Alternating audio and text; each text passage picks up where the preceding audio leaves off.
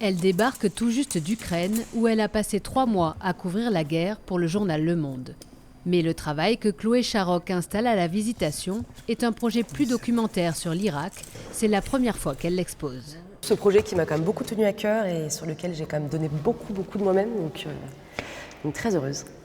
Depuis 2 ans, Chloé Charoc a multiplié les voyages en Irak, un pays marqué par des décennies de violence.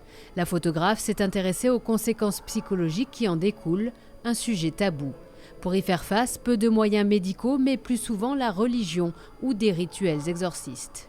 Que ce soit un très simple traumatisme comme avoir des cauchemars après avoir survécu à un attentat, la société irakienne n'affronte pas justement ces traumatismes. Et pour moi, ça fait partie d'une des raisons pour laquelle on ne peut pas se reconstruire sans guérir les blessures du passé. La photographie est l'un des arts majeurs du festival qui présente les œuvres de 4 auteurs de renom. Ici, le travail de Romain Laurando, primé au WordPress Photo 2020. Le journaliste a passé 5 ans en Algérie. Il témoigne de la colère qui a soulevé la jeunesse du pays.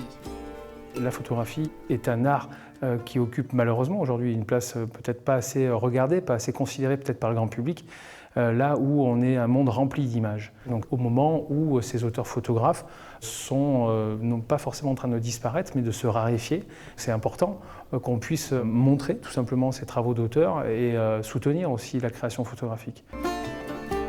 L'accès à ces expositions est gratuit, l'occasion d'aiguiser son regard sur la richesse du photojournalisme.